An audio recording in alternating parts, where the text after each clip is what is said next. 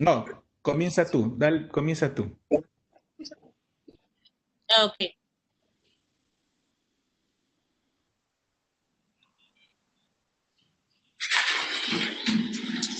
Ante todo, buenas tardes. Soy Rosy Ramos Isidro, recinto del Hospital Guillermo Almenara Irigoyen. Se me ha pedido revisar un caso clínico sobre lo que es el tratamiento de enfermedades sucesivas del segmento femoropopliteo. Este caso clínico se desarrolló este año. Es un paciente de 67 años con los antecedentes de diabetes mellitus, pie diabético, trasplantado renal hace 6 años y además un antecedente de revascularización periférica, un bypass femoropopliteo intergenicular izquierdo en el año 2019. El paciente llega al hospital por presentar dolor, 2 lesiones digestivas en el pie, una úlcera con necrosis en el primer dedo, en el borde medial del pie izquierdo, del primer dedo del pie izquierdo, y una lesión en el talón, además de referir dolor, aumento de volumen de miembros inferiores y un poco de flogosis. Sensación de alza térmica. El resto del examen es no contributorio, lo clasificamos como 4 e ingresa con una impresión diagnóstica de pie diabético a descartar insuficiencia vascular. En la ecodoppler que se le toma en la emergencia nos reportan ondas bifásicas en lo que es arteria femoral común, la profunda, y en la arteria femoral superficial nos describen ondas monofásicas. Esta arteria poplitea también es monofásica de 34, una tibial anterior en parvus tardus, una tibial posterior en tardus parvus, igual a peronea, y una pedia sin registro. Se le hace un ecodoppler esquemático ya en su hospitalización por los residentes del servicio y se describe un bypass femoropopliteo infragenicular completamente trombosado. Además de múltiples lesiones ateroscleróticas en la extensión de lo que es la femoral superficial y los troncos tibio-peroneos. Dentro de los exámenes de laboratorio, bueno, tenemos hemoglobina 12.3, plaquetas en 130, un PCR en 0.4, los leucocitos no aumentados, el PCR por lo menos por laboratorio no hay una infección activa y bueno, actualmente por la pandemia se le pide a todos, ¿no? La prueba rápida para lo que es el COVID-19, ¿no? No reactivo.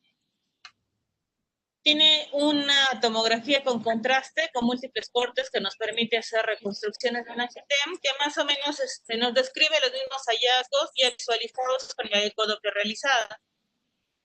Tenemos una aorta abdominal de calibre conservado, se llega a observar lo que es la anastomosis de la arteria ilíaca externa derecha, la arteria renal, y vamos también a observar que el bypass se describió del miembro inferior izquierdo, está completamente trombosado y no hay ningún pasaje de contraste por sí mismo. Justo a este nivel que nace el bypass, en toda su extensión, tenemos la luz trombosada.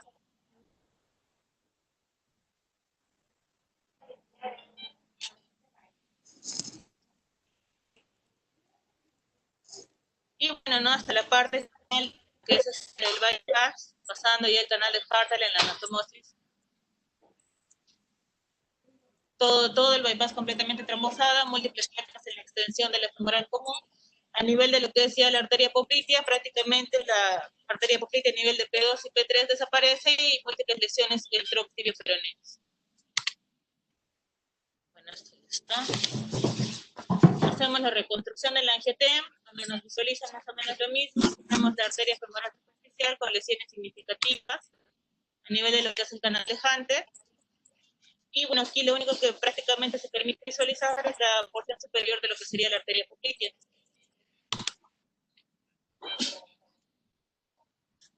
Para la parte inferior igual, no observamos tibial anterior, tibial posterior, y nos impresiona que hubiera ahí una arteria poplitea, ¿no?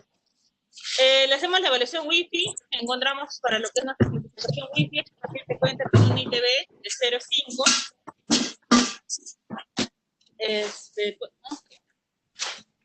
cuenta con un ITB de 0,5,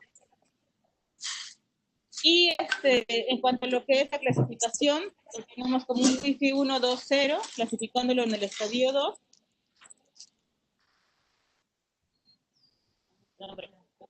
Perdón, me estoy moviendo porque están limpiando la sala.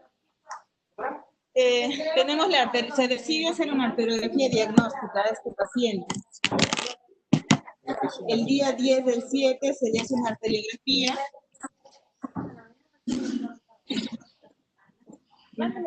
Los hallazgos de la arteriografía, vemos igual, ¿no? La femoral profunda permeable, la femoral superficial, con una lesión ya a partir desde el tercio medio, que se extiende,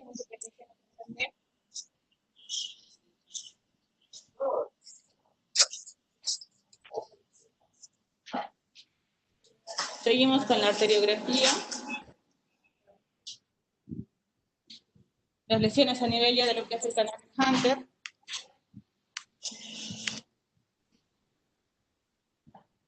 En la poplitea, lesiones con oclusión significativa, ¿no? Cerca de lo que es el canal Hunter. Y ya para la zona de la arteria poplitea, vemos que la poplitea completamente se amputa, no tenemos nacimiento de TA, tampoco de TP, y solamente hay presencia de colaterales, ¿no?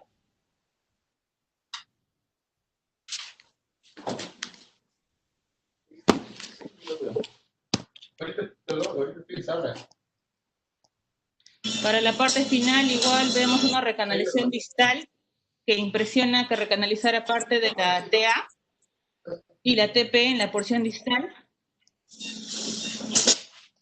Y bueno, en la parte final de lo que es la arteriografía, vemos que este pie no hace arco, ¿no? Y parte de la peronea.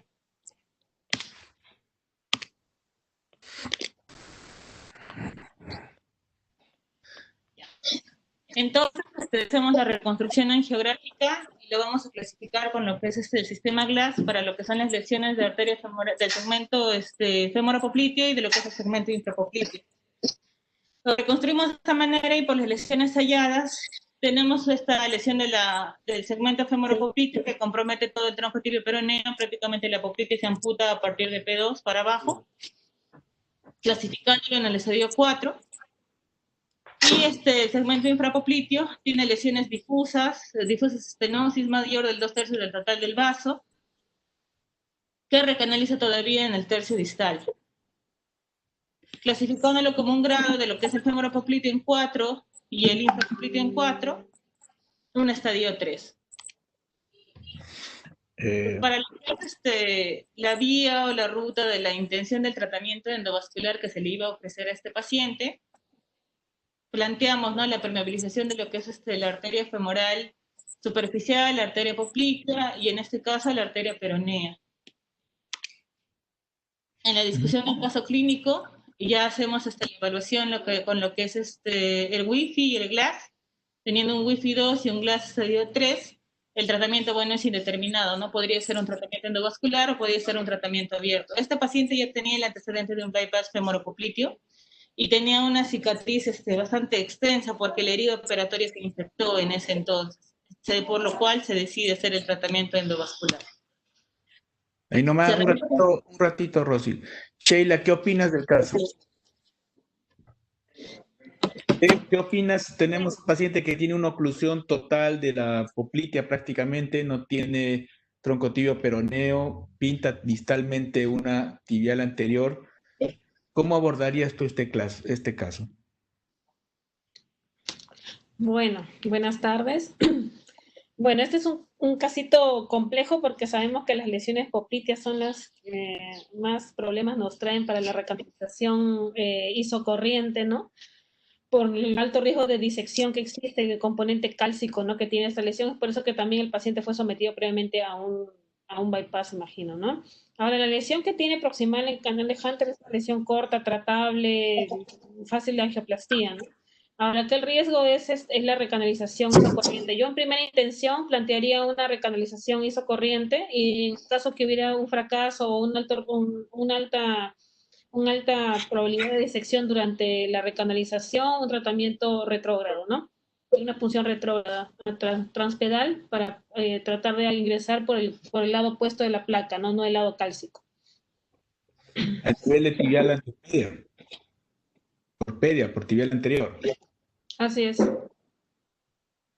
No hay Una, trauma proximal, pero se puede intentar recanalizar por retro. Pero eso es una segunda intención. En primera intención siempre anterógrado, no es la primera aproximación que siempre se recomienda. ya. Carlos, una consulta. ¿Cómo abordarían ustedes? O sea, ¿por qué al inicio abordaron con un bypass y no decidieron partir primero por la parte de intervencionismo endovascular? Eh, Buenas tardes a todos. Sí, este paciente, no recuerdo el motivo de la discusión clínica por la cual se hizo un abordaje convencional la primera vez.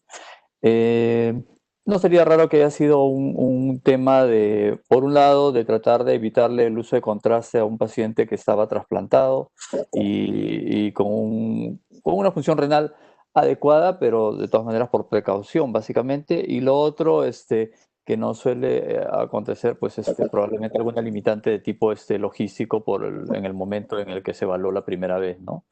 Entonces, esta vez pues ya estábamos en una situación en la cual teníamos que enfrentar a un paciente ya intervenido convencional, pero que a la hora de hacer el estudio vimos que podríamos enfrentarlo de forma endovascular, que fue así por lo que se planteó esta vez que sea así.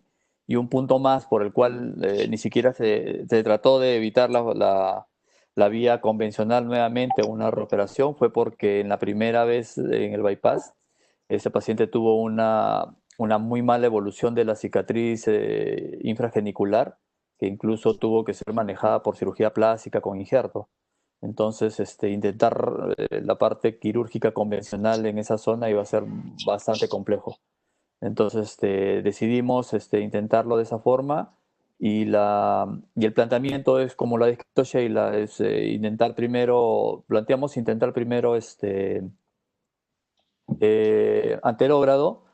Y en el caso retrógrado, la verdad, sí se veía un buen vaso como la pedia y parte de la tibial anterior distal, pero también se pintaba tibial posterior y la idea era visualizarla con el eco en intraoperatorio y elegir cuál de los dos vasos está más asequible en caso lo hubiéramos tenido que hacer por punción retrógrada, ¿no? Es más o menos como se planteó el paciente. Perfecto. Rosy, ¿puedes continuar para ver, por favor? Este paciente, bueno, se le hizo la primera intervención que fue la arteriografía diagnóstica, ya con el plan quirúrgico.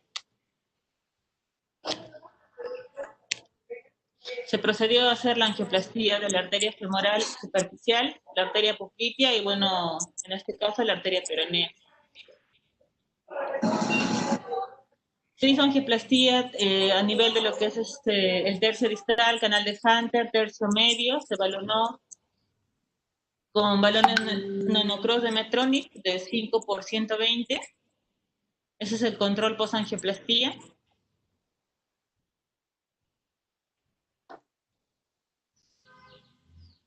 Aquí, después de las angioplastías, vemos que las lesiones han mejorado considerablemente. Y ya para lo que es la parte distal,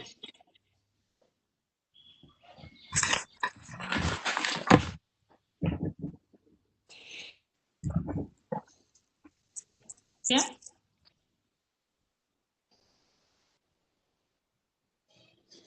Bueno, definitivamente post-angioplastía nada más de la arteria femoral vemos una mejoría en cuanto a lo que es la recanalización de la colateralidad, ¿no? Se logra pasar una guía para lo que es la parte inferior en los troncos tibio-peroneos, progresa a la arteria peronea, se angioplastía con un balón de 2.5 por 200, igual a una nanocross de Medtronic. Y para lo que es la parte superior, todo lo distal que da la guía se balona con un 2.5 por 200 y para la parte proximal se hace un intercambio por un balón de 3.5 por 210 superior de esta porción, ¿no?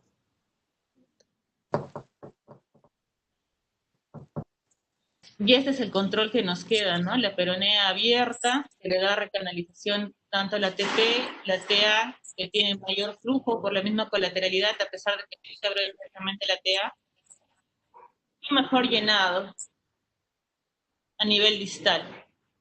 Y ya por lo menos circulación de la parte plantar del pie. Una, una consulta, doctor Zúñiga y doctor Sheila. O sea, vemos que al momento de mejorar el flujo proximal, mejora la colateralidad enormemente. Eso se ve claramente a nivel de poplitea, todas esas cosas. Y al mejorar el flujo distal se ve que mejora por colateralidad todo lo que es la tibial anterior y la tibial posterior. Mi pregunta es, ¿hubieran intentado no rescatar esa tibial anterior o la tibial posterior? ¿O creen hubieran rescatado o no para mejorarlo? O ahí como lo dejaron. ¿Qué hubieran hecho? O sea, ¿qué hubieran hecho Carlos o Sheila? ¿Hubieran intentado un poco más o quedarse ahí? Como, o sea, yo sé que se quedaron ahí, pero ¿hubiera sido viable intentar algo más o ahí nomás?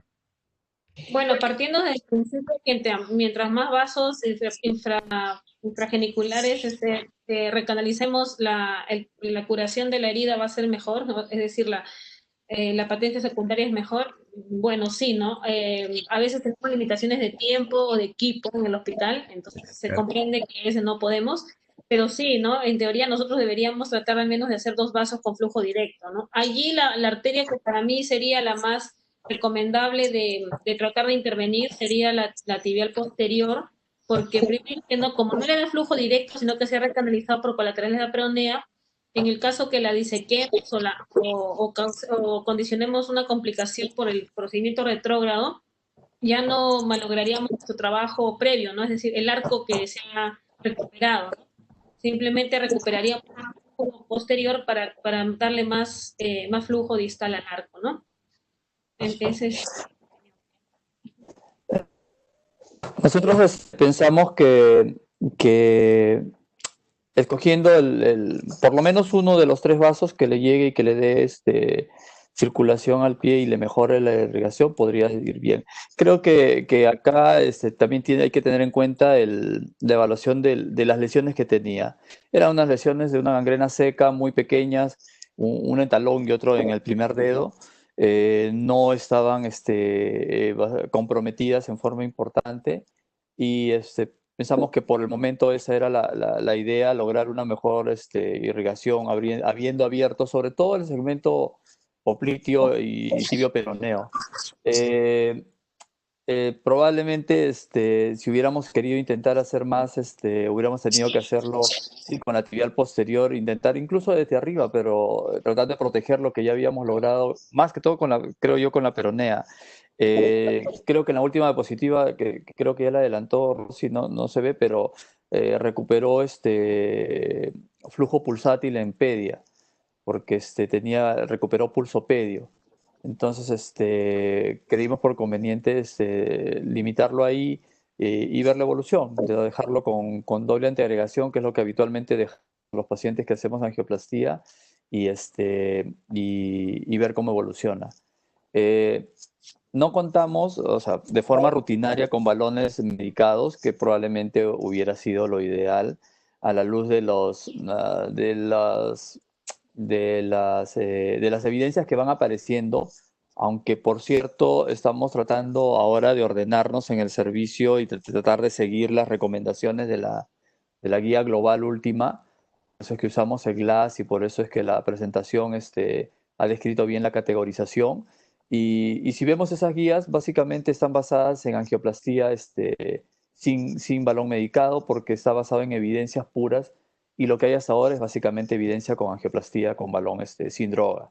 Entonces, sabemos que este es un grado 3 y que según las mismas guías plantean un 50% de potencia al año. Entonces, eh, creemos que evidentemente pudiera fracasar en ese sentido al año y taparse, pero esperamos que por lo menos ya se hayan recuperado las lesiones para ese momento y que no sea necesario intervenirlo porque esté crítico nuevamente. Solamente un puntito, una cápita más, si ven, la peronea termina y da sus ramas hacia la tibial posterior y se ve un cambio o una zona importante de transición entre los diámetros. Yo pienso o fue lo que pensamos en el intraoperatorio, que eso fue debido más a un poco de espasmo por el mismatch del diámetro del vaso con el diámetro del balón. Por eso antes de salir de sala le pusimos nitroglicerina y como le digo, al final saliendo de sala salió con pulso pedio. Entonces, es más o menos como lo enfocamos. Sí creo siempre que definitivamente va a ser mejor vasos directos y más de uno, pero creo que nos da pie por el tipo de lesiones que tiene, que no eran tan complejas, lesiones en el pie, nos daba tiempo como para observar y esperar a ver cómo se hace, ¿no? Y solamente una precisión en la técnica o en lo que se usó y que nos sirvió bastante para pasar la parte de la poplitea fue que usamos un catéter de soporte. Un catéter de soporte para poder avanzar nuestra guía sobre el tronco tibio peroneo y la peronea. Muchas veces es de una ayuda grande, o sea, es más, yo a veces hasta ya tengo cierta tendencia a usarlo un poco de rutina, que cuando la guía no me avanza mucho, no me peleo y avanzo el catéter de soporte y me va muy bien con el catéter de soporte para avanzar en esos vasos y muchas veces se logra con eso progresar. Entonces, fue lo que pasó ahora con la peronea y el tronco tibio peroneo avanzó perfecto con el catéter de soporte y pudimos recanalizar la peronea en ese sentido, ¿no? Ujú. Una consulta. Hablando de catéter de soporte, ¿ustedes tienen preferencia por los catéteres de soporte de punta recta o los angulados? De 45 grados que normalmente hay. ¿Qué es lo que usan frecuentemente? ¿Qué es lo que prefieren usar? Compre.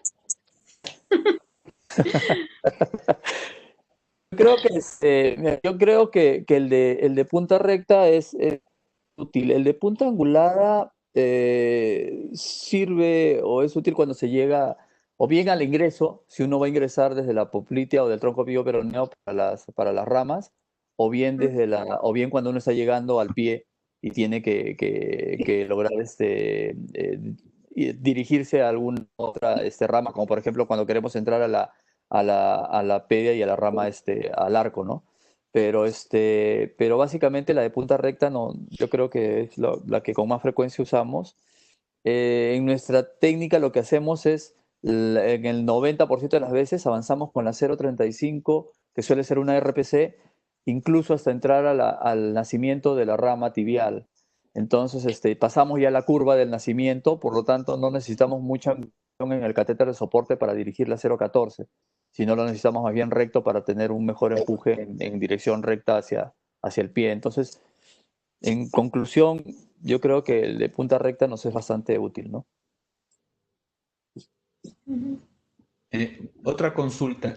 Por ejemplo, si el paciente hubiera tenido un TAS de ocluida toda la femoral superficial y no se consigue recanalizar esa femoral superficial, ¿lo hubieran rescatado o no ese bypass y después recanalizado la parte distal? Es una opción. Es una opción rescatar el bypass y hacer una técnica híbrida que en varias oportunidades lo hemos hecho y abrir ya la salida distal o en su defecto volver a hacer un bypass de novo y igual hasta una zona donde tengamos. El problema es que no nos va muy bien porque o sea, teóricamente debería ir, ¿no? No nos va muy bien si es que tenemos un bypass que está cerrado y llegando a un punto ciego. Si ves, la poplitea está cerrada completamente. Seguiríamos teniendo el bypass a la poplitea, salvo que lográramos abrir el bypass y por ahí ingresar y abrir ya el trayecto directo hacia abajo. Pues sí, eso hubiera sido de todas maneras una opción que hubiera sido útil, ¿no? Si tuviéramos más lesiones en la femoral. Definitivamente lo que nos animó fue lo que vimos en la arteriografía diagnóstica, ¿no? Porque se nos animó a empezar desde la ingle hasta abajo. Y un punto que creo que Rosy, no sé si lo mencionó, es que este paciente, como tenía el injerto del riñón puesto en la fosa ilíaca derecha y la pierna crítica era a la izquierda, hubiéramos pedido entrar a hacer la diagnóstica por contralateral, pero preferimos en la mayoría de veces evitar pasar por esa ilíaca donde está el injerto para no corrernos el riesgo de crear una disección o algo que vaya a malograr su injerto. Así que la arteria diagnóstica la hicimos por brazo, ¿no? Para poder con eso planificar. Muy bien. Caso interesante. Gracias, doctora Rossi. Gracias, doctor Zúñiga. Yo creo que ahora podemos ir con el caso de la doctora Sheila. ¿O vas a Para terminar? terminar, que es la última diapositiva. Bueno, el paciente estuvo hospitalizado porque hizo una falla hepática, bueno, secundaria a lo que era la dosis de atorvastatina, ya se le reguló, el paciente está actualmente con atorvastatina en 20 miligramos de oral cada 24 horas, este es el control, más o menos a las 2 semanas vemos una mejor colocación del pie, con un pulso pedio presente, la úlcera ya en mejoría o resolución, se diría, con mejor coloración, e igual la úlcera del talón, ¿no? Y el edema considerablemente disminuido y sin signos de fluosis. Bonito caso. Bonito caso, los felicito. Doctora Sheila, ¿puede continuar, por favor? Gracias. Ajá. Bonito caso, Rosy, felicitaciones. Sobre todo en era COVID. Sobre todo en el COVID. Es que todo es más difícil, ¿no? Como seguro opinarán todos los que están acá en línea. Oh. Es más con la logística y todo se nos complica. Luis, voy a intentar compartir mi pantalla desde acá. A ver. Ajá. Bueno. Buenas tardes y felicitando a la ponente anterior por el caso y por la dinámica también. Bueno, voy a presentar un caso de segmento de femoropopitio. En realidad es un casito donde se utilizó varias técnicas, por lo que me quería presentarlo para discutir principalmente qué haríamos en cada paso de este paciente, ¿no? Bueno, este es el caso de una dama de 64 años de nuestro hospital. Tenía un diagnóstico de diabetes mellitus hace 10 años, hipertensión arterial descompensada en el momento de la intervención por el proceso del pie, ¿no? Y tenía una insuficiencia renal crónica 3 a 4, ¿no? Fue referida a nuestro servicio, el servicio de radiología intervencionista, por una lesión isquémica con gangrena en el segundo dedo y una úlcera infectada en tratamiento en el talón, de 3 meses de evolución que no sería el tratamiento médico, que fue por la que principalmente acude el paciente a la emergencia, ¿no? Bueno, al examen clínico, según el protocolo que se utiliza con el servicio prediabético, se le realizó las evaluaciones Doppler, el ITB y la toma de la presión transcutánea de oxígeno. Bueno, un ITB de 0,6, una presión transcutánea de oxígeno de 13, y bueno, en el momento de la infección se le calificó con puntaje 2 de Wi-Fi y con alto a moderado riesgo, ya que la infección estaba controlada, que el puntaje de Wi-Fi bajó, ¿no? En la infección. Pero sí, la úlcera era profunda, era bastante profunda la úlcera del talón y tenía gangrena de un dedo del antepié. Fue algo similar al caso anterior, tenía lesión en los dos lados, ¿no? En este caso, como este caso fue del año 2018, de fines del 2018. A ver, la siguiente. Acá está. Bueno, entonces justo quería conversar cuál sería la aproximación que tuvieran en el panel con respecto a la opinión, con respecto a los parámetros que tiene este paciente, ¿no? Nos llamó un poco la atención el que el ITB no estaba tan bajo como la presión transcutánea de oxígeno, ¿no? Y eso se debe principalmente al tipo de lesiones que tenía la paciente, ¿no? Nosotros ahora estamos en la clasificación, utilizamos en el hospital Wi-Fi, también estamos utilizando actualmente GLASS desde el año pasado. Entonces, este paciente todavía no fue clasificado con GLASS. Y también tomamos en consideración mucho los valores de presión transcutánea de oxígeno, principalmente en los pacientes con enfermedad cálcica difusa, ¿no? Se le realiza la arteriografía diagnóstica en el mismo día del procedimiento con intención terapéutica y bueno, se obtienen estas imágenes. Ahora, la paciente tenía un grado de obesidad leve, ¿no? Era de baja talla y era independiente, ¿no? En su casa realizaba sus actividades, tenía un buen estatus funcional. Ahora, tenemos acá la arteria femoral superficial que tenía una área de oclusión bastante larga, con colaterales finas y tenía estenosis críticas proximales. Ahora le pregunto al panel, ¿ustedes hubieran utilizado un acceso anterógrado o isocorriente o hubieran utilizado un acceso retrógrado de preferencia? Doctor Zúñiga. No logro ubicar bien en tu primera diapositiva el inicio de la superficie donde está la bifurcación, pero pareciera ver que hay lesiones muy cerca a la bifurcación de la femoral, por lo tanto, habría que ver, consideraría de repente empezar por un acceso contralateral para poder manejar esa parte proximal y de repente después cambiar por un acceso anterógrado ipsilateral, ¿no? Siempre empezar por anterógrado, ¿no? El retrógrado es, y eso ya lo hemos visto, y aparte sí, también está descrito que es probablemente en promedio 20% de las veces se requiere entrar por anterógrado y el resto se logra básicamente por anterógrado, ¿no? Entonces, depende de esa lesión que no logro definir bien en la parte proximal de la femoral, pero si no hay lesión ahí, empezaría directamente ipsilateral. Si no, de repente contralateral, y de ahí ya cambiaría a ipsilateral. Bueno, Yo creo que yo hubiera comenzado contralateral, yo hubiera ido contralateral porque aparentemente como se ve que está cerca la bifurcación, la lesión. Entonces, y tenemos una lesión larga y aparentemente tenemos que tratar toda la femoral superficial. Yo creo que hubiera ido contralateral. Ujú. sí, bueno, en realidad eso fue de discusión también en el momento del procedimiento porque estuvimos tres médicos asistentes presentes y realizamos dos de nosotros el procedimiento. Y fue discusión porque había, según el Doppler, solamente se veía mucho componente cálcico, según en el angiotem también, pero no se describían muy bien las placas a nivel femoral, a nivel de la bifurcación. Incluso la femoral profunda, como ven, tiene poca colateralidad, ¿no? Tiene pocas ramas colaterales, eso también nos llamó mucho la atención. Sin embargo, igual decidimos por el acceso anterógrado, visualizando, cuando introducimos el 70% del introductor, hicimos el control y vimos que había seguridad para ingresarlo hasta este nivel aproximadamente. Hicimos una punción bastante alta, ¿no? ¿Por qué? Porque teníamos planeado realizar el procedimiento como lo realizamos y el dispositivo que íbamos a utilizar no era para utilizarse de forma retrógrada, ¿no? Principalmente fue por eso.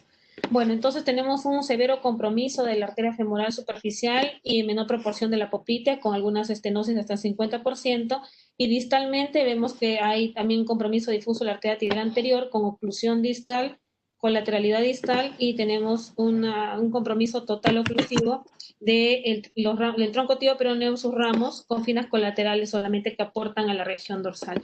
Ahora, aún así, la toma es tardía, igual no tenemos representación de la región plantar, ¿no? Ni del talón, muy pobre colateralidad. Entonces, se decidió en este caso en especial realizar una aterectomía y con remodelación del componente cálcico femoropopitio y también del componente tibial anterior, que era lo que teníamos. ¿Y por qué? Porque la oclusión era larga y tenían, en un procedimiento previo que se le realizó a esta paciente hace varios meses, habían tenido mucha dificultad para atravesar con el balón las estenosis proximales en la arteria tibial anterior. No se puede visualizar acá porque es una sustracción digital, pero el componente cálcico acá en la pedia era severo, ¿no? Entonces decidimos realizar una aterectomía. El dispositivo de aterectomía que utilizamos no es un aterectomo direccional, es el sistema Phoenix, que es un sistema de aspiración, ¿no? Que consiste en un tornillo con el mecanismo de Arquímedes, que lo que hace es genera una corriente de aspiración con un avance progresivo del dispositivo de forma lenta, conforme vamos sintiendo las resistencias, el contenido cálcico, el dispositivo va avanzando a 1 milímetro por segundo y aspirando, ¿no? De esa forma logramos una remodelación de la arteria. Como ven ustedes aquí, este es el dispositivo de 2.4 milímetros, que es el dispositivo parafemoral. Y vemos acá estas estenosis y vemos el pequeño canal que crea el dispositivo luego, que obviamente se ha recanalizado con la guía hidrofílica, ¿no? Y luego, posteriormente a esto, vemos acá nuestro dispositivo de aterectomía que aspira la placa, que no necesita filtro distal. Y bueno, posteriormente realizamos una angioplastía simple de las estenosis residuales y posteriormente una angioplastía con balón medicado, ¿no? Ahora, según la opinión del panel, ¿qué decisión hubieran tomado ustedes con esta enfermedad estenósica y oclusiva de la femoral superficial? Con alto contenido cálcico. Carlos. No, o sea, sí, es que Si es que lo hubiera tenido con anticipación y hubiéramos, mejor dicho, en estas épocas, si lo hubiéramos manejado con de mantener en las guías globales y el GLASS, o sea, definitivamente esta lesión, sobre todo de la femoral, apunta más a considerarla de un tratamiento convencional, de quirúrgico convencional, por la extensión más que todo. Pero ah, no sé cómo quedó después de tu angioplastia, pero sí, el manejo básicamente me parece que es lo que está reglado, o bueno, o la indicación después de hacer una esterectomía. Creo que sí es una buena opción, sobre todo cuando hay un componente cálcico y, y con el beneficio obviamente, complementarlo con la angioplastia con balón medicado, ¿no? Creo que esa es, decidiendo hacerlo endovascular, esa sería la opción de manejo, ¿no? Claro, lo que está escrito en la actualidad ahora es más o menos es la aterectomía, ¿no? Pero lo importante es hacerlo con una aterectomía direccional, ¿no? Para tratar de remodelar lo más que se pueda el vaso, o sea, tratar de remodelar lo más que se pueda. El problema del aterótomo que se tiene es que solo crea una luz nada más, prácticamente crea una luz que es para el pasaje del balón, pero no es la remodelación de la arteria, y de ahí lo ideal es un balón medicado después, ¿no? Mi pregunta es, Sheila, si cuando tú haces la terotomía, haces una terotomía, si haces una angioplastía y seguidamente pones el balón y ves una placa de disección, o sea, ves una placa que ha hecho una disección en la arteria femoral, ¿pondrías un stent normal, medicado, o no pondrías un stent? Ujú. Bueno, buena pregunta. Justo por eso estaba señalando acá en esta imagen donde vemos cómo el balón dibuja las estenosis residuales, porque es verdad, se ha creado un canal libre de calcio y se ha dejado denudado todo nuestro endotelio, ¿no? Todo nuestro endotelio se ha denudado y tenemos la íntima, la media, todas lesionadas, ¿no? Pero sin embargo, vemos acá en esta zona, vemos calcio y también vemos una estenosis mayor y vemos cómo el balón no termina de expandirse, ¿no? En el control posteriormente vamos a ver cómo queda. Ahí sí hay una pequeña disección. Sin embargo, primero el principio para los stents es que haya una disección flujo limitante, ¿no? Con una disección y flujo limitante, es decir, no permite un pasaje dinámico de flujo distal, está indicado el stent. En el caso de la terectomía siempre se indica el uso de balón medicado posterior porque así en su defecto el riesgo de oclusión inmediato es altísimo, ¿no? La trombosis por la denudación del endotelio está potenciada grandemente. Entonces, el uso de balón medicado o de stent es imperativo, ¿no? En el caso de los pacientes a los cuales se somete a aterectomía y es necesaria la aplicación de un stent, está indicado el uso de un stent medicado, ¿no? Porque es un endotelio que ha sido trajinado, ¿no? Definitivamente los dispositivos medicados, en el caso de los pacientes que han sido sometidos a aterectomía, están indicados como tal, ¿no? Interesante. Carlos, tú hubieras hecho, o sea, hubieras partido por un bypass en este paciente, en otro, o sea, en otra época se supone, no hubieras partido por un bypass. Pero si tienes una lesión, estás C más o menos, que vas y le vas a hacer una recanalización endovascular, ¿partes por una endarterectomía o partes solamente por una recanalización con angioplastía? Eh, bueno, a ver, creo que las cosas van un poco también acomodándonos a lo que tenemos a mano, ¿no? O sea, si es que tenemos dispositivos para hacerlo o para intentar hacerlo todo por vía endovascular, puede ser una opción, pero cuando son lesiones demasiado largas, por ejemplo, lesiones demasiado largas, alguna vez lo que hemos intentado es eso, hacer angioplastía y poner, incluso stents, se han usado stents medicados, pero ya hemos visto que cuando no son de longitud adecuada y tenemos que sumarle no uno, sino dos o tres stents, el riesgo de oclusión, o bueno, la patencia es mucho menor.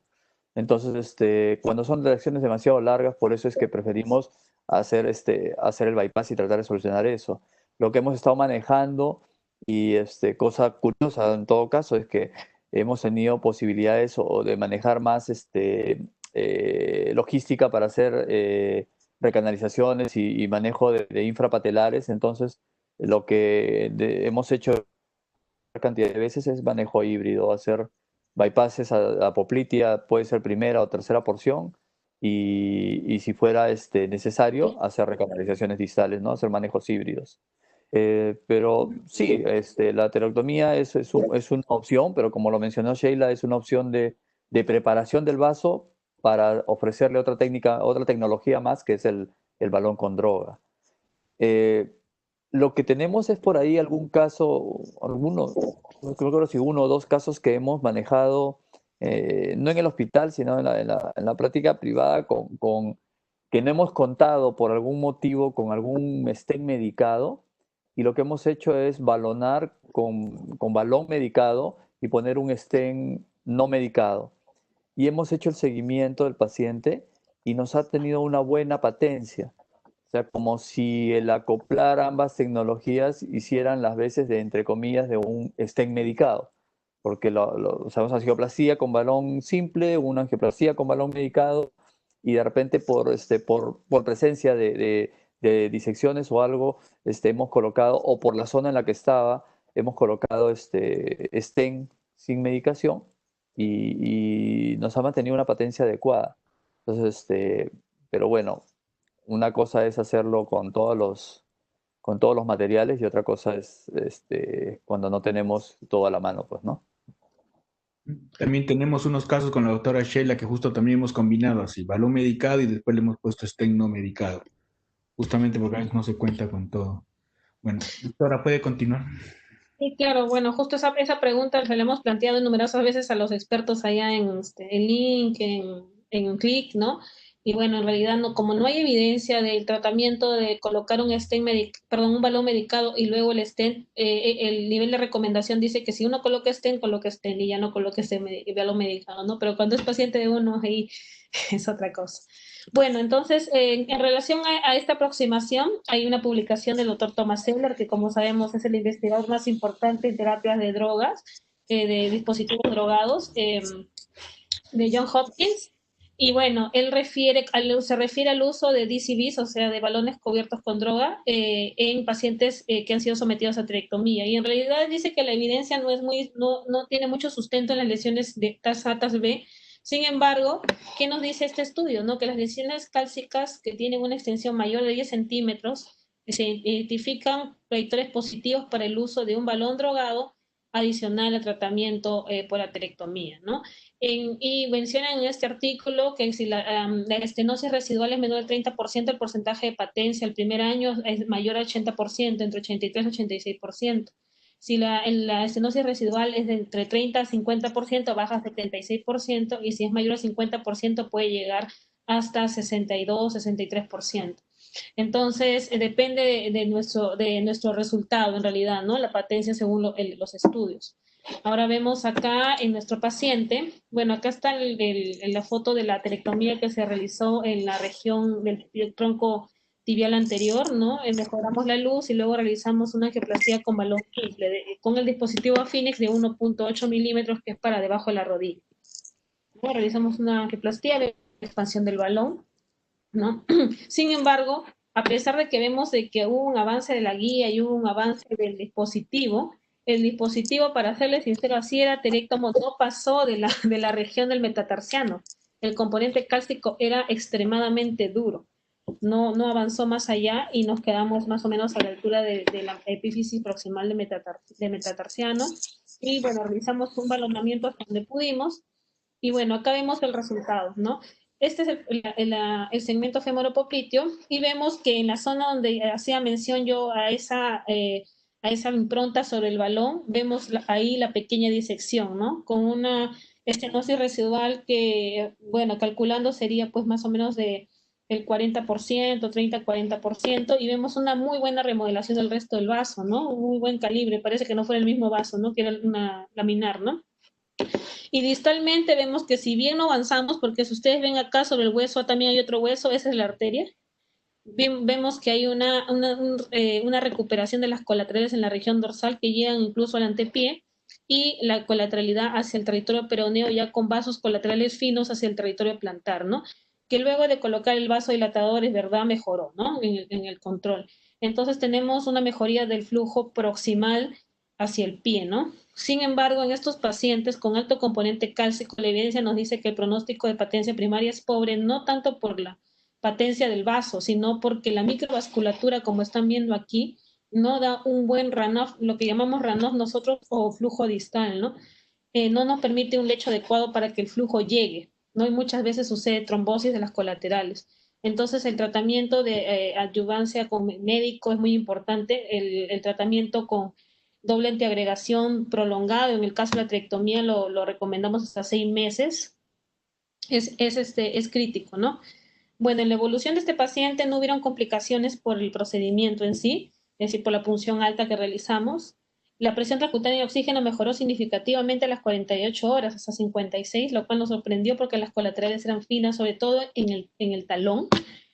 Se realizó una amputación posterior del dedo gangrenado con curación de la herida en 3 meses y la infección en la úlcera del talón mejoró y con los tratamientos locales que realizan en la unidad de pie diabético, la curación de esa úlcera fue en 6 meses. Se pasó a control por consultorio, sin embargo, hubo una recurrencia de la úlcera en antepié a los 8 meses del tratamiento. Se le realizó otro procedimiento endovascular y se le hizo una amputación menor transmetatarsiana posterior a esto. Ahora, actualizando el caso, estuvimos el fin de semana pasado, la paciente vino en febrero nuevamente con otra lesión en el otro pie, en febrero, y luego se perdió porque ya empezamos el problema del COVID, ¿no? Entonces no sabemos ahora cuál es la situación de su pie. Como vemos, es una enfermedad que progresa, ¿no? Bueno, Ah, eso sería todo. Los te, comentarios. te felicito, Sheila, un caso muy bonito. Consiguieron una recanalización de la femoral superficial con una remodelación adecuada de la arteria, distalmente un flujo directo. Eh, Se ve que mejora el flujo distal por colateralidad. Distal no se ve un arco plantar claro, pero sí una recuperación muy buena. ¿Qué opinan ustedes de lo que están hablando ahora de la arterialización? Si es que no se podría revascularizar, por ejemplo, este caso. Ah, sí, hasta ahorita se está poniendo en boga la arterialización percutánea. Pues como todo en cirugía hay que verlo, hay gente que se dedica a hacerlo y que probablemente tenga más experiencia, habría que ver sus casos y ver cómo evolucionan. La arterialización convencional tiene un punto que no todos los que han intentado hacerlo han logrado los mismos resultados, probablemente tenga algunas variantes en la técnica que hay que precisar para que funcionen, pero sí, o sea, se está mostrando como que es una técnica, implica muchas cosas, implica hacer la arterialización y después embolizar las ramas principales de, de esas venas, porque la idea es hacerlo endovascular en la medida de lo posible, entonces no tendría mucho sentido abrirla para ligar las colaterales que tengan que ser ligadas, entonces implica un poco de logística que a veces con la que no contamos, pero sí, yo creo que hay que darle un tiempo a ver cómo se presenta. Y sí se presenta como una última opción para manejar eso. Yo más bien tendría una pregunta porque si el aterótomo ha llegado hasta la parte dorsal de la pedia, significa que tu guía ha pasado más lejos, porque era la única forma. Sí, mi guía avanzó. Y una Mi guía pregunta, ¿y no intentaste en la parte donde ya no avanzó el aterótomo avanzarle un balón más pequeño, de repente uno de 1.5 para intentar abrir un poco eso y de repente después subirle a uno de 2 para tratar de abrir más distal a donde se quedó el aterótomo o no se pudo? Claro, yo tenía balones de hasta 2 milímetros. Lamentablemente no tengo balones coronarios, tengo balones, el más corto de 8, así que es un poco complicado cuando es muy largo porque se pierde el empuje, ¿no? Lo que llamamos la pushability nosotros, ¿no? Pero bueno, tuvimos la ventaja así de contar con catéter de soporte, como estábamos mencionando con el doctor Zúñiga. El catéter de soporte es una herramienta fundamental en las CTOs, en las oclusiones totales, ¿no? Entonces el catéter CTO pues avanza muy bien, ¿no? Porque tiene soporte. Sin embargo, el balón no progresaba y tampoco el aterótomo, que es un poquito más grueso, no es un dispositivo de 4 o 5 French, entonces no progresaba. Ahora, esos dispositivos de aterotomía, tanto el Phoenix como el nuevo dispositivo que ha llegado de otra marca, ambos recomiendan, según el fabricante, que tengamos una longitud de guía de 5 a 10 centímetros para que avance el dispositivo. Me imagino que es para soporte y también para evitar las lesiones por el movimiento rotatorio de la guía. Entonces, quizás esa es la limitante cuando llegamos muy distales, ¿no? Es más, el estudio que tiene el dispositivo, que es un estudio EASY, ese estudio no recomienda lesiones por debajo del tobillo, ¿no? Para aplicar la terapia de ateritomía, solamente pasos tibiales. Entonces estaríamos fuera también de la indicación, ¿no? Otra consulta más. ¿Qué opinan del uso de las guías con peso distal? A mí me encantan. Es que la guía CTO son una herramienta básica en las oclusiones totales, ¿no? Al menos cuando uno realiza accesos retrógrados a través del pie, ¿no? Debajo del tobillo, las guías CTO, las que llamamos guías CTO, ayudan significativamente, ¿no? Porque nos permiten atravesar la placa. Ahora, en el caso que presentó el doctor Zúñiga con la doctora Rossi, creo que el hecho de que creo que utilizaron una guía CTO, me parece, con un dispositivo de un catéter de soporte. Entonces, son básicos para poder atravesar las placas duras, ¿no? No, si de otra manera, las guías de angioplastía regulares cardiológicas que tenemos no atraviesan la placa, sino causan un flap de disección. Y a veces reentrar a una disección en una poplitea es complicadísimo. Así que yo prefiero utilizar una guía CTO en esos pacientes. ¿Tú, Carlos? No, sí, coincido con lo que dice Sheila. O sea, lo único que tienen que tener en cuenta es que una guía CTO tiene que ir acompañada de un catéter de soporte, ¿no? O sea, guía CTO sola es un peligro, porque se puede ir por donde no debe y puede terminar dañando el vaso antes que abrirlo. Entonces, el catéter de soporte ayuda tanto para avanzar y de empuje como para guiar la punta, para ir abriendo camino en una opción total, ¿no? Entonces, sí. Sí, es una herramienta útil para estos casos, ¿no?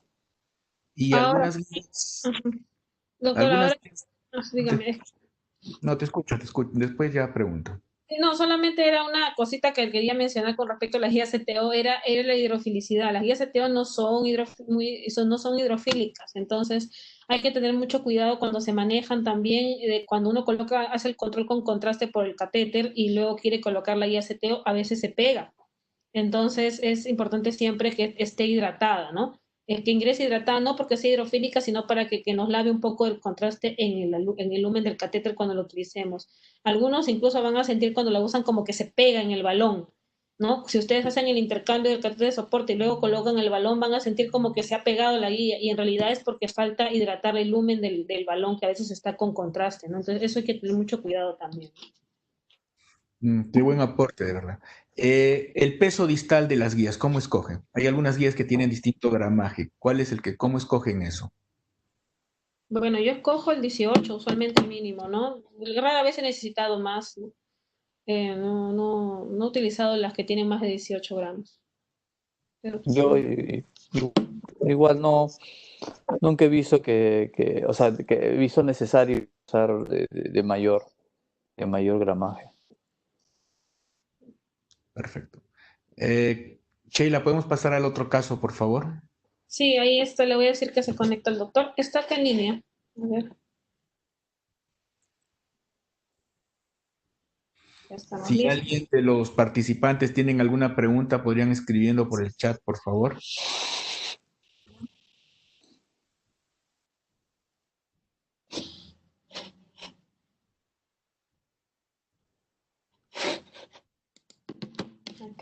Ay, mi computadora está desconectada.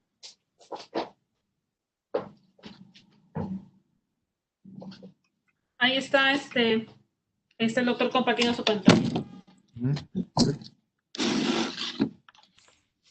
Bueno, quiero presentar al doctor Eduardo Aquino, también es médico radiólogo del Servicio de Radiología del Hospital Almenara. Doctor Eduardo. Ahora sí, buenas noches. Buenas noches, yo soy el doctor Eduardo Aquino del Hospital Almenara. Trabajo acá en el Servicio de Radiología Intervencionista. ¿Ya? Y bueno, les voy a presentar un caso. ¿Pueden ver mi pantalla? No. Tienes que poner compartir. En pantalla, no, se le te ve a ti nada más, Eduardo. ¿Ahora? Ahora sí. Ya. Muy bien. Bueno, este es un caso clínico del hospital. Es un caso tiene algunos años. Es una paciente, bueno, adulta mayor, que tiene la clínica de claudicación intermitente, ¿no? No tiene compromiso de pie diabético, sin embargo, ya hay de un tiempo de enfermedad de 1 año, pero tiene múltiples comorbilidades, diabetes, hipertensa, ha tenido antecedentes de infartos, insuficiencia cardíaca. Por lo tanto, esta paciente no era tributaria para un manejo quirúrgico, ¿no? Estudios laboratorios normales.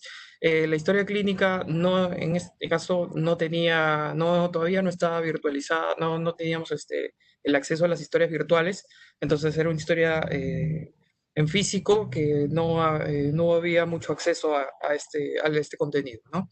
Entonces, bueno, de frente pasaremos a los exámenes. Tampoco tiene estudios de imágenes en el sistema tipo Doppler, tipo tomografías, ¿no? Le hicieron de frente le hicimos los estudios por nosotros, ¿no? A ver, ya.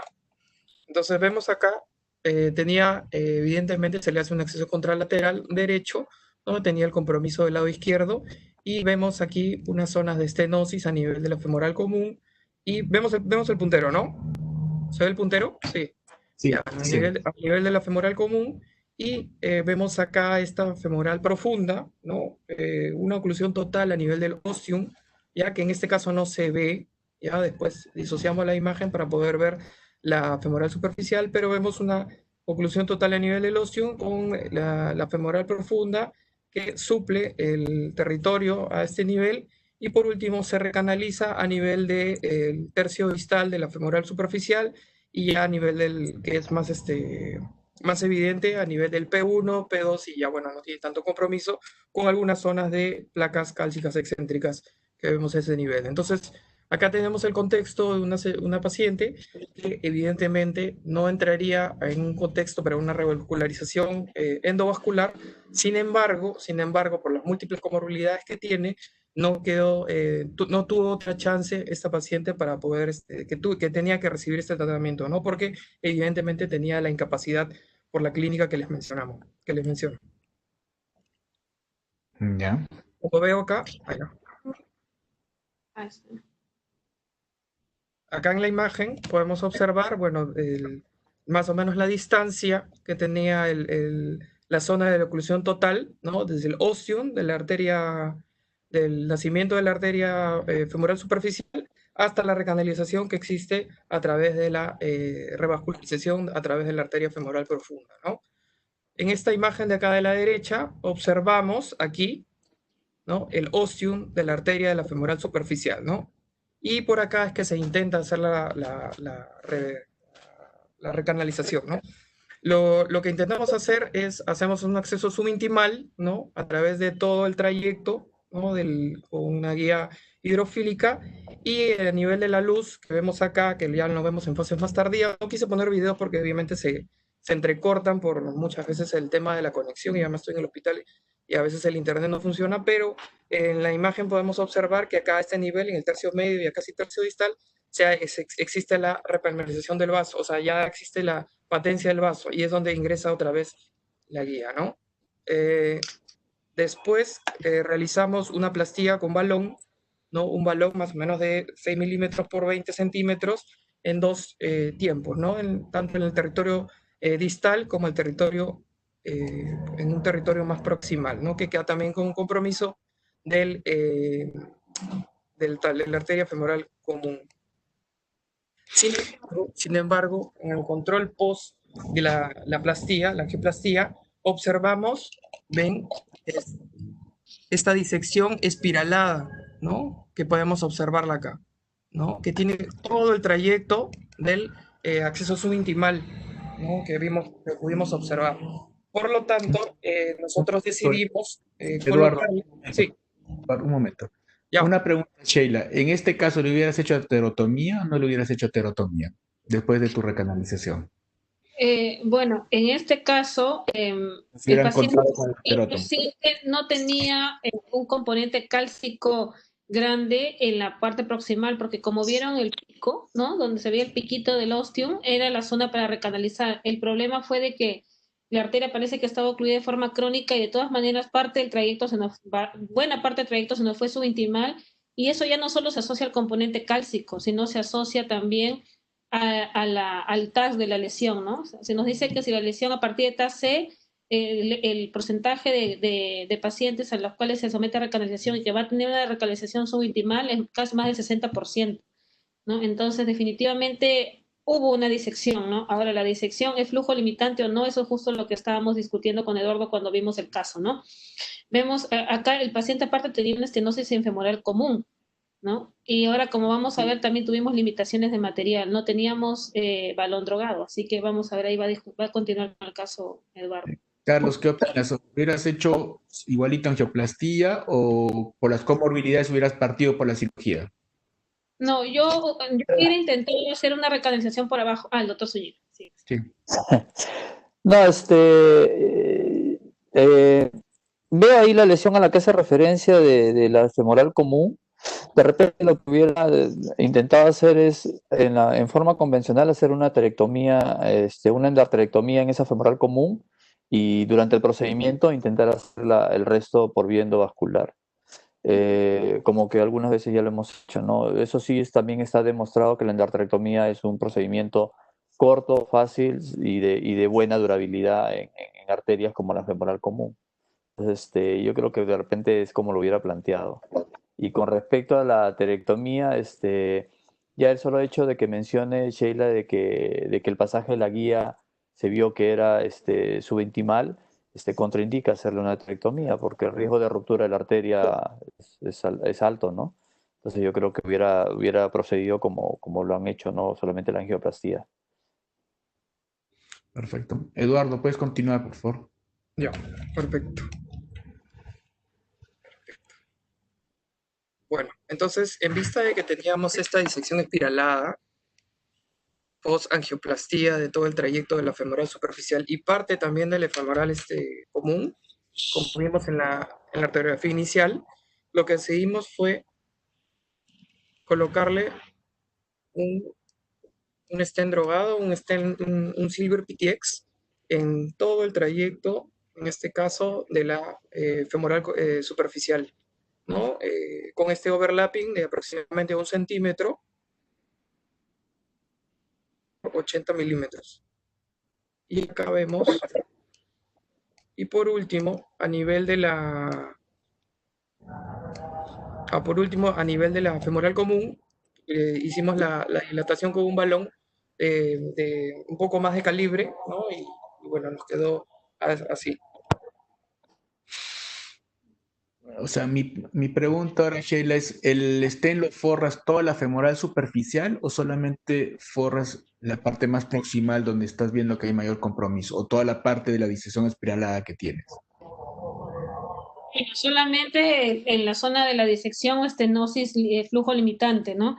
O estenosis mayor del 50%, no toda la femoral superficial. Ahora, tuvimos la ventaja de que la oclusión y la disección flujo limitante estaba casi por encima del canal de Hunter, entonces, se colocó hasta ese nivel, ¿no? Ahora, claro, hubiéramos preferido que quede un poco más distal, pero ya no teníamos material, entonces elegimos limitar la disección. Ahora también, como sabemos, pues en femoral común colocar stents no es lo más propio, y menos los stents convencionales porque es una zona de flexura, ¿no? Entonces tuvimos mucho cuidado en la implantación del stent proximal, ¿no? Ahora, ¿la corrida distal la tienes, Eduardo, para que la enseñes? Acá está. Así es. Entonces, estos fueron los resultados post dilatación con el balón acá, proximal en la femoral común, y post la colocación del stent, ¿no? Del stent tanto en la femoral superficial y en el trayecto hasta aproximadamente acá que llega, ¿no? Entonces tenemos una patencia, ¿no? Que es lo que queríamos y es lo que nos importaba, resolver la patencia y la estenosis a este nivel. Quedó bonito el caso. Sí, ahora también el asunto de contar con stents medicados en ese paciente fue crítico para nosotros, de verdad, porque de otra manera resolver este caso sin stent medicado hubiéramos tenido que contar de repente con balones con droga y no teníamos una certeza de que el resultado sea tan bueno, ¿no? Porque de todas maneras es un trayecto subintimal. Otra opción que hubiéramos planteado quizás sería hacer un acceso retrógrado directamente, con punción directa de la femoral superficial desde el canal de Hunter, ¿no? ¿Qué opinas, Carlos, del uso de los estén medicados en este caso? No, la tecnología está descrita, hay patencias, pero las patencias siempre van a estar, y siempre están en los mismos estudios, cuando uno los lee y los revisa, están directamente relacionadas a la longitud del stent y y al número de stents usados. Eh, si tenías eso a mano, sí, yo había intentado de repente, si tenía el balón medicado, solamente con el balón medicado y ver cómo quedaba la, la corrida, para ver si había, como lo menciona Sheila, bastante o no había limitación al flujo, porque en eso sí coincido. Nosotros a veces aprendemos porque no podemos hacer algo porque no tenemos para hacerlo y pues se quedan los pacientes así. Y nos hemos dado cuenta que realmente, a pesar de ver disecciones evidentes en el estatus post-angioplastía, incluso con balones no drogados, la patencia no es tan mala como esperaríamos tenerla, siempre y cuando al paciente lo pongamos en doble antiagregación desde el inicio y manteniéndola por lo menos 3 meses, si no son 6, y después solamente continuándola con aspirina. Hemos visto que la durabilidad es relativamente adecuada para la mejora del síntoma del paciente. Ahora, soy sincero, no sabemos si después el paciente comienza a caminar y comienza a abrir colaterales y después se vuelve a cerrar la arteria, pero ya no tiene tantos síntomas porque tiene colaterales, que pudiera ser la explicación también de esto, pero hay, ¿no? Y eso hemos visto. Y lo otro es que mencionar que la tendencia es tratar de usar stents lo menos posible. Y tanto es así que, y en menores y la menor posible, que no sé cómo andará ahora, pues bueno, ahora un poco más difícil todavía pensar en reuniones fuera y los grandes mítines donde uno ve tecnología nueva, pero no hace mucho, en uno de los últimos eventos que pude ir, un BIT, si no me equivoco, estaban ya habían presentado o tenían tratando de utilizar unos kits donde venían unos stents realmente, pero eran como unos anillos muy cortitos en longitud, de metálicos obviamente, y que con cada carga venían, si no me equivoco, eran 6 o 10, creo que eran 6, y que la idea era solamente ponerlos donde uno identificara el inicio del flap de disección para tratar de simplemente cerrarla, pero no dejarle toda la longitud de stent, ¿no? Y para poder limitar la posible trombosis por esa disección. Y eso, el comentario va que básicamente es esa, ¿no? La tendencia es a tratar de limitar el dejar lo más que se pueda, ¿no? Lo más que sea permisible, ¿no? Y si me preguntas Claro. el ideal de esto hubiera sido un stent modulador, ¿no? Una tecnología de repente con balón con droga y dejarle un stent modulador como el Supera, ¿no? Eso hubiera sido una alternativa. De tenerla, obviamente. Claro, Claro. por ejemplo, en este caso, yo creo que está muy bien resuelto lo que hizo Sheila. Si yo tengo un paciente que tiene un flujo limitante, yo le pongo un stent y de preferencia le pongo un stent medicado, definitivamente le pongo un stent medicado. Eh, n- Antes era partidario de ponerle en toda la femoral superficial, pero hemos visto que la evolución de estos pacientes ha hecho una hiperplasia intimal y se han tapado. Entonces la idea es tratar de usar el menos posible los stents, ¿no? Y si tienes que usar un stent a ese nivel, mejor es un stent medicado o el modulador, ¿no? El supera, que no lo contamos, ¿no? ¿Algún comentario, Sheila?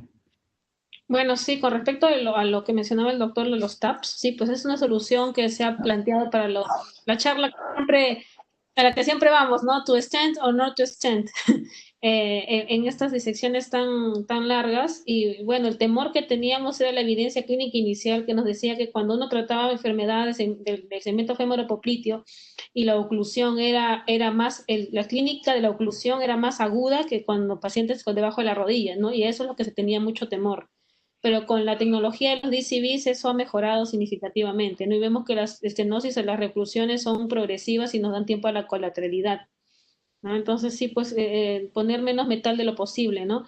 Y con respecto a la estenosis proximal que teníamos ahí en la femoral común, en realidad hemos tenido mucha suerte, ¿no? En este caso, el cirujano principal de este caso fue el doctor Gustavo Araujo, y tuvimos mucha suerte porque nos ha pasado nosotros en la práctica privada también, ¿no? Que hemos querido angioplastar lesiones cálcicas en la femoral común y hemos tenido disecciones, ¿no? Y ponemos en el aprieto de poner un stent.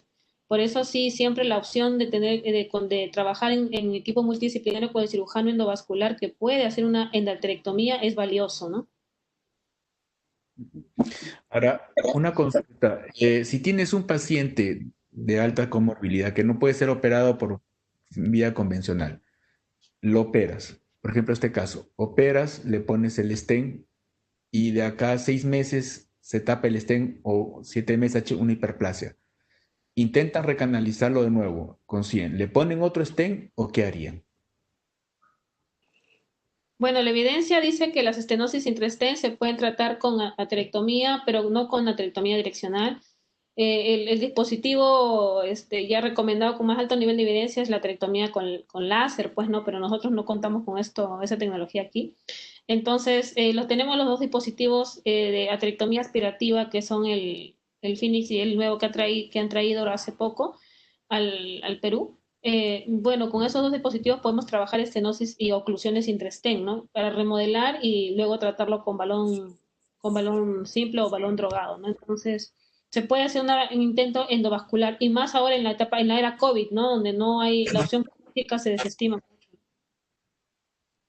Doctor Zúñiga, Carlos. No, sí, de hecho, también mi planteamiento sería para estenosis intrastent hacer la aterectomía. Eh, Sería la primera opción y usar un balón con droga antes de ponerle otro stent más.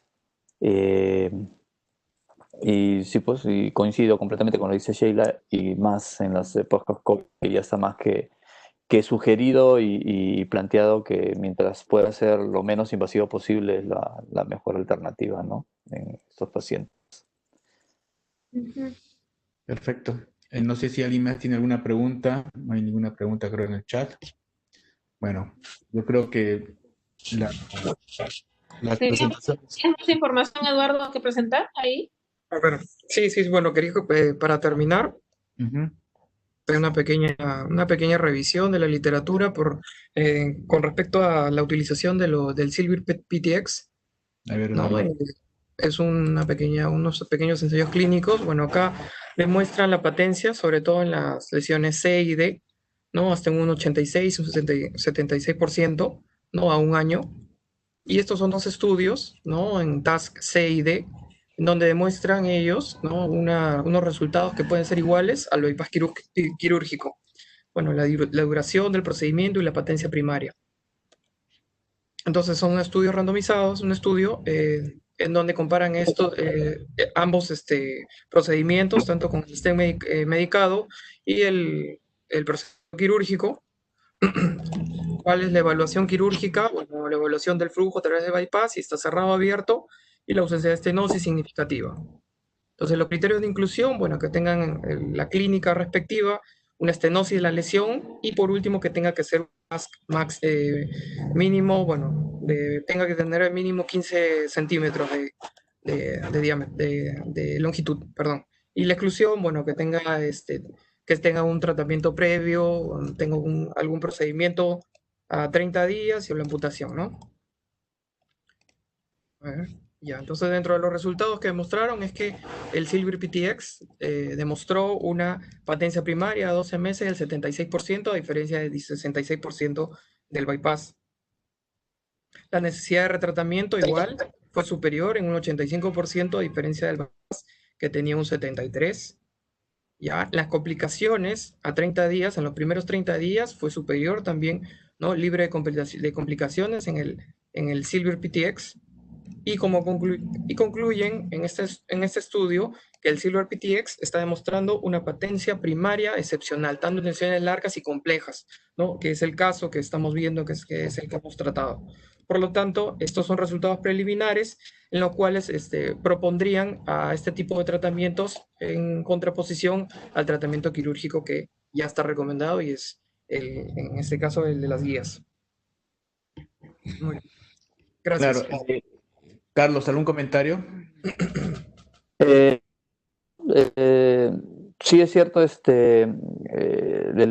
los estudios que han mostrado, pero a, a ver, en muchos de ellos cuando uno va a revisar las partes y revisa específicamente las ambas cohortes de los pacientes, muchas veces se encuentra con algunas diferencias o algunos puntos a tomar en cuenta, ¿no? Por ejemplo, pues los tipos de bypass usados, si fueron con injerto, fueron con vena, porque sí es cierto, o sea, el gold estándar, y eso está en las guías globales de ahorita, del 2019, el gold estándar sigue siendo para el sector femoropoplito, que comparativo de patencias, siendo el bypass, pero el bypass con vena, obviamente. Entonces, porque sí, eso sí, la durabilidad se reduce muchísimo cuando somos injertos y protésicos, ¿no?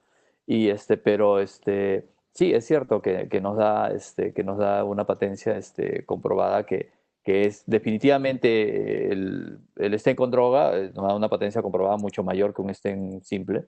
Y, y yo creo que dependiendo del tipo de paciente puede ser una opción a un tratamiento quirúrgico convencional, ¿no?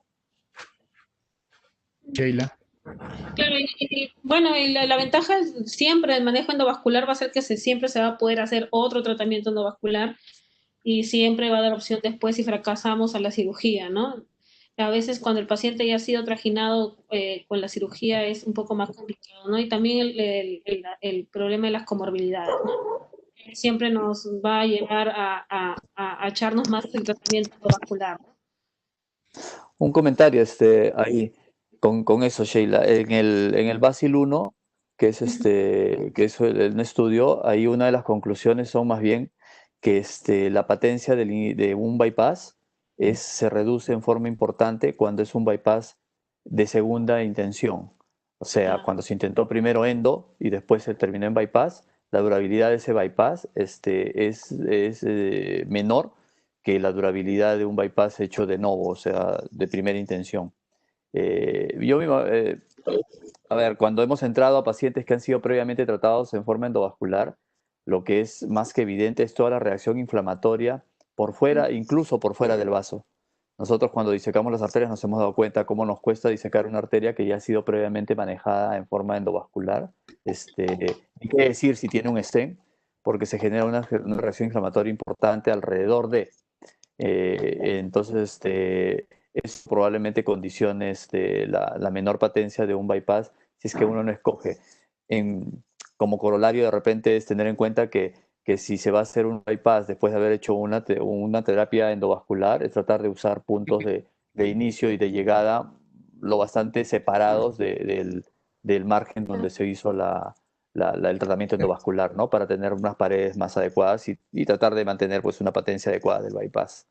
Pero sí, en el Basil 1 ya está, eso fue una de las conclusiones del estudio. La reacción inflamatoria que tiene una arteria post un tratamiento endovascular es bastante, ¿no? Y eso se evidencia definitivamente cuando uno hace la cirugía convencional. Pero lo que nos demuestra acá el CILEPT con esas patencias nos demuestra que es una alternativa más que tenemos, ¿no? Y los pacientes en los cuales no podemos operar, que son de alto riesgo, todo eso nos demuestra que la patencia es aceptable, no tenemos una patencia aceptable y podemos ofrecer este tipo de tratamiento, no quita lo otro. Definitivamente el bypass es la primera instancia, ¿no? Pero esta es una alternativa y nos demuestra que es factible poder, sobre todo yo creo eso. De acuerdo. Buenas tardes, me permiten una pregunta. Hola. Sí, Roberto, claro que sí. Jafar, doctor Zúñiga, ¿cómo están? Buenas tardes.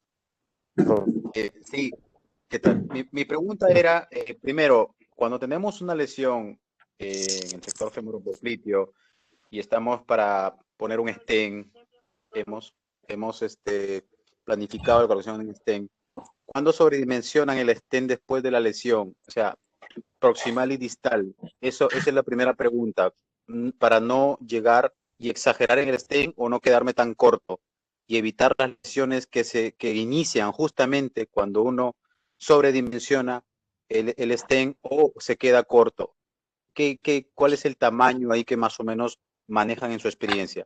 Y la segunda pregunta es, si ya le colocamos el stent y ha hecho una restenosis, no una oclusión del stent, una restenosis importante que condiciona síntomas, ¿qué, qué harían después de esa restenosis? ¿Balón con droga, stent, solo balón con droga?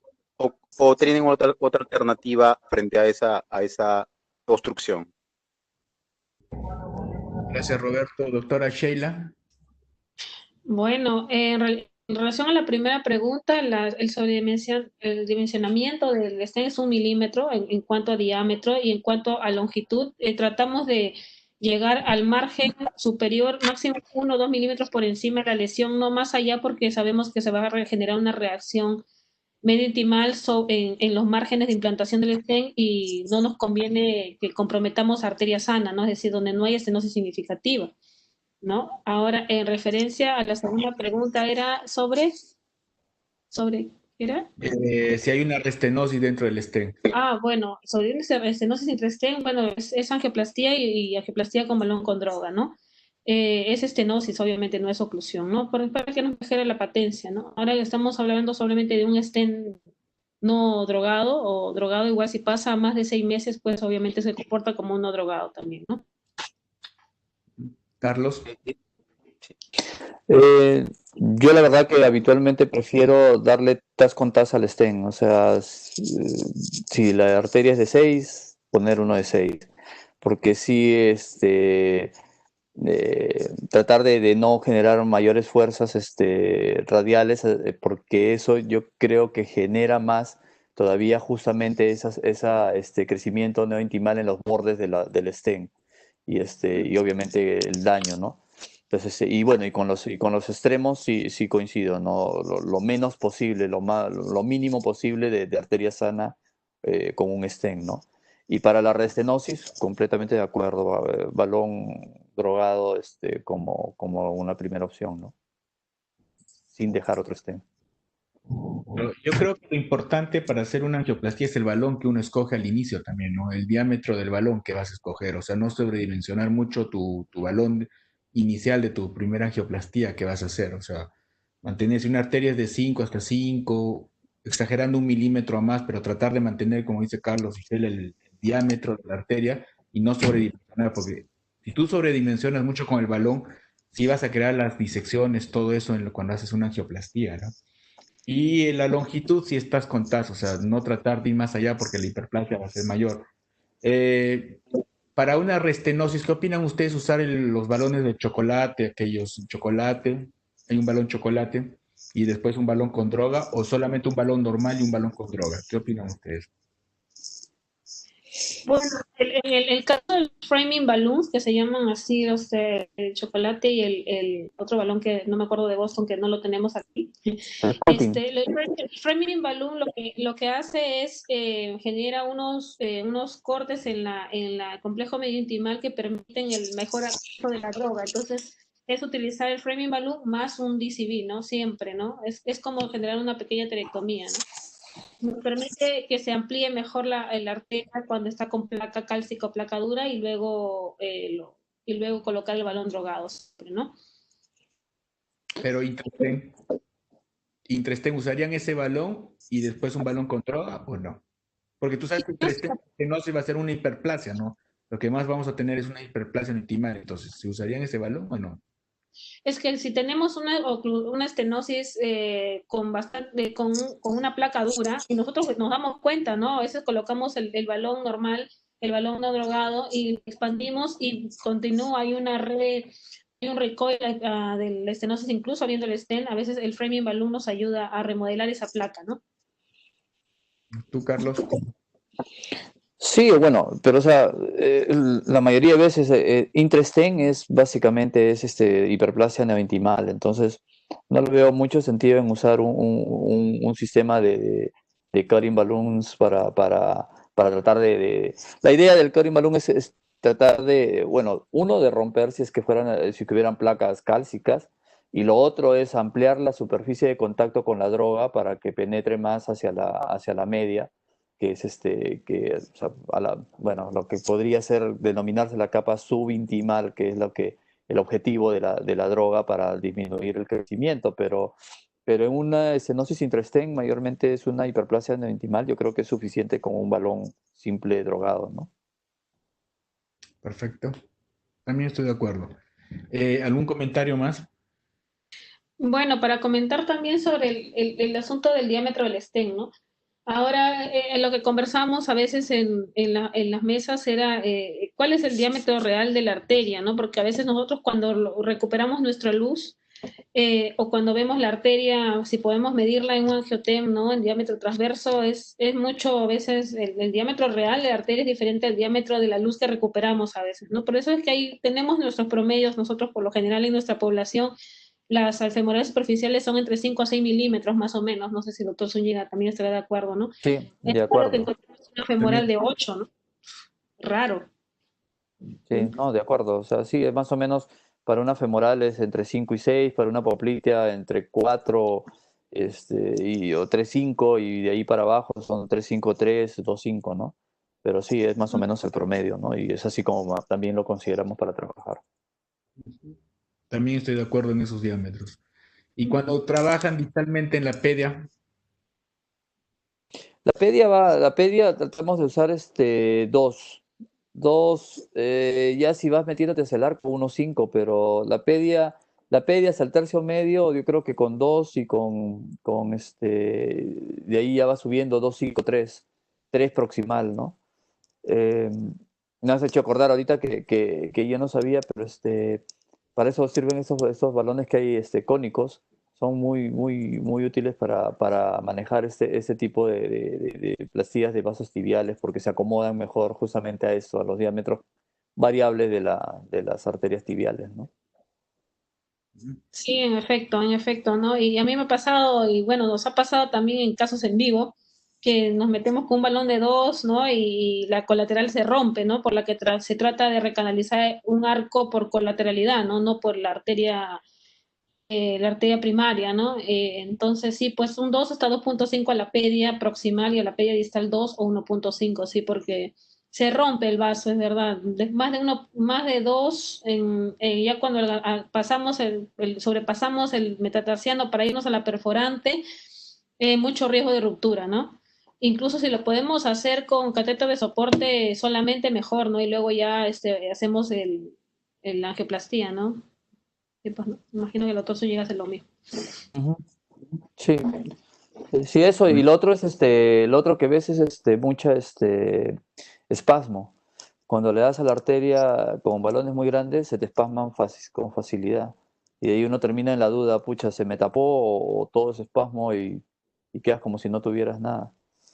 Como si no hubieras hecho nada y pierdes todo lo que has trabajado. Entonces, por eso sí hay que tener cuidado con los diámetros, ¿no?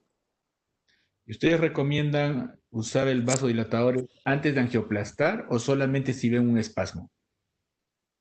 Yo lo hago solamente si veía spam, pero ahora estoy considerando seriamente en usarlo como lo vi por ahí en alguna de las veces que visité algunos centros, en infusión continua como hacen los neurocirujanos cuando hacen sus tratamientos. Creo que es una buena forma de trabajo. O sea, ponerle una solución de cloruro, heparina y nitroglicerina y dejarla gotear ahí todo el tiempo por el introductor mientras uno va trabajando, creo que es una buena manera de manejarlo. Sí, en realidad es molesto, ¿no? Cuando uno trabaja sobre todo debajo de la rodilla, los recoils o las estenosis, perdón, los espasmos vasculares. Entonces nosotros colocamos por pulsos, ¿no? Vasodilatador previo a la angioplastía, pero sí, sobre todo cuando utilizamos accesos retrógrados, definitivamente colocamos la infusión, ¿no? Que lo que hemos visto pues inicialmente en la práctica americana y luego en la práctica ahora también se utiliza pues en los otros colegas de Colombia están utilizando también bastante infusión, ¿no? Continua de nitro con parina, ¿no? Como los neuros, ¿no? Entonces sí, ayuda bastante, sobre todo en los accesos retrógrados donde el vaso es mucho menor el diámetro y el vasoespasmo puede llevarnos a que la arteria se lesione cuando colocamos los introductores o trajinamos con los balones o catéteres de soporte, ¿no? Entonces es importante eliminar ese factor. Perfecto. Bueno, yo creo que agradecerles sobre todo la presencia del doctor Zúñiga, doctora Sheila, doctor Eduardo, doctora Rossi. Ha sido bastante beneficioso esta charla para aprender bastante de ustedes y agradecer a Tilio también. Muchas gracias y ya nos estamos viendo. Muchas gracias también, doctor. Muchas gracias, doctor Jafar, doctora Sheila, a la doctora Rosy Ramos, al doctor Eduardo Quino, al doctor Carlos Zúñiga por sus ponencias, a todos los médicos que han asistido a esta sesión. A nombre de Tilio Palmieri y nuestro socio estratégico Q, queremos darle las gracias por estar aquí. Muchas gracias a todos. Gracias, hasta luego. Gracias. Gracias por la invitación y por la atención. Buenas noches. Gracias a todos. Buenas noches. Buenas noches. Hasta luego. Gracias. Hasta luego.